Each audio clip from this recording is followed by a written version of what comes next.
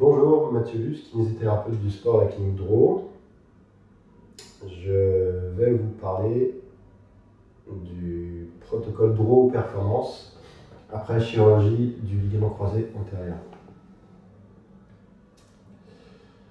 Rappelons les bases, donc avec une amplitude articulaire qui doit être maximale, une absence de douleur, une absence d'œdème. Certaines études reprennent l'importance du choix du chirurgien et notamment l'expérience que celui-ci a de la technique utilisée et donc du choix de la technique, qu'il s'agisse de DIDT, de DT4 ou de Kennedy Jones ou autre. Tout ça en lien avec le bon déroulement de la rééducation qui suivra. L'importance du traitement des complications éventuelles associées, notamment avec les lésions méniscales, les fractures de plateau tibial, les lésions du ligament collatéral médial et les lésions cartilagineuses diverses. Prendre en considération la ligamentisation du 3e mois dans le choix des exercices proposés et le renfort musculaire. Quelque chose qui me paraît primordial, c'est notamment l'éducation motrice, donc la qualité du mouvement produit par les patients ou par les sportifs en rééducation. Tout ça en lien avec les circonstances de l'accident au niveau du ligament croisé. Déterminer aussi les objectifs précis des patients. Est-ce qu'il s'agit d'un retour au sport récréatif ou un retour à une activité de compétition à un niveau identique ou supérieur et éventuellement à des contraintes de compétition.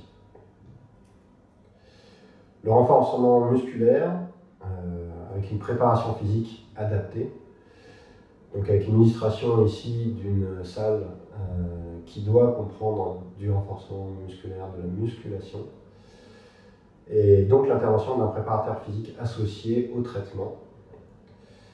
Important de continuer à travailler globalement toutes les qualités physiques, et ceci dans la durée. À rappeler notamment que la kinésithérapie du sport est un entraînement au retour à la fonction. Le rôle de l'analyse vidéo qui est de plus en plus utilisé, avec des capteurs de mouvement, des plateformes de force, des applications numériques et souvent dans certains centres, en tout cas c'est notre souhait de faire participer des data analystes. Donc les modifications rapides de flexion du genou ont été enregistrées, ainsi que le valgus et de rotation interne, ceci dans un délai de 40 millisecondes à partir de l'impact au sol. Et les études reprennent l'importance de la qualité de décélération, le changement de direction, c'est-à-dire de la distance entre projection du centre de masse au sol et le contact au sol normalisé par la longueur du fémur. Tout ça avec un tronc placé plus en arrière que ce qui a été vu dans les expérimentations, 40 millisecondes après le contact initial au sol. Donc ces éléments sont repris dans les études qui vous sont présentées ici, avec une illustration d'une salle d'analyse du mouvement. Rappelons l'importance de la diététique et de l'hygiène de vie avec des compléments vitamine E, vitamine C, vitamine A, du zinc, flavonoïdes, fibres pour faciliter, favoriser la qualité de réparation des tissus du sportif ou du patient. L'apport des compléments en protéines, en créatine, en bêta-alanine, en oméga 3. L'importance de l'hydratation et la qualité du sommeil dans la récupération. Donc ceci est repris dans l'article qui vous est présenté sur cette page.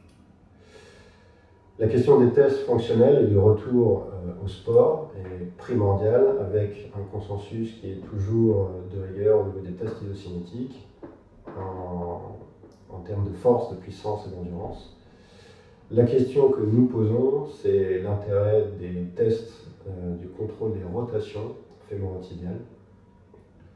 Et on pourra en discuter plus tard.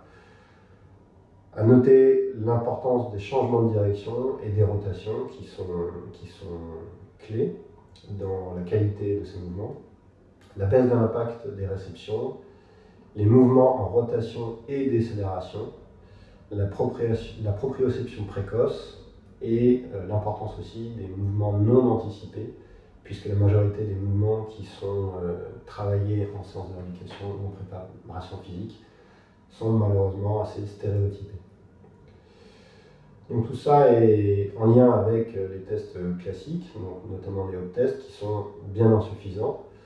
À noter qu'une étude de Tim Hewitt a mis en exergue que 23% des patients uniquement validaient ces tests de retour au sport, que la validation de ces tests diminuait le risque de lésion de 60% des greffons, mais que cette validation entraînait aussi une augmentation du risque de lésion de 235% du croisé contre la table.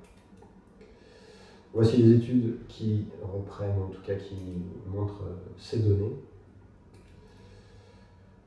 Donc, il est primordial de travailler sur la prévention, avec un rappel au niveau du coût des croisés aux États-Unis, qui est de l'ordre de 38 000 $. Rappelons que l'entraînement neuromusculaire permet de baisser ce risque de 50% chez les femmes, donc ce qui a été repris dans une étude systématique et méta-analyse, qui présente les différents éléments de cet entraînement, avec des stabilisations de réception, le travail monopodal et bipodal, l'entraînement, le renforcement musculaire des membres inférieurs, le gainage qui doit être un gainage dynamique et avec une notion